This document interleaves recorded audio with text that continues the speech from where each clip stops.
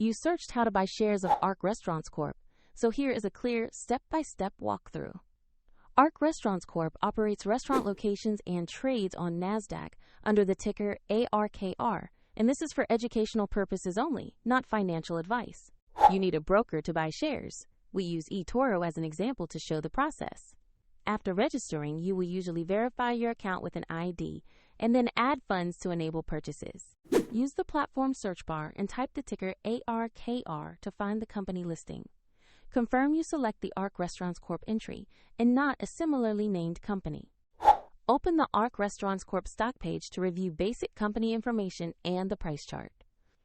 Check the NASDAQ listing and the ARKR ticker to make sure this is the correct stock. Click Invest or Buy, enter the amount you want to purchase, then carefully review and confirm the order. If the market is closed, the order may execute when it reopens, and if you do not have enough funds, the platform will prompt you to add money before confirming. Your new position will appear in your portfolio where you can monitor it. A link to eToro is in the description if you want to follow the same steps.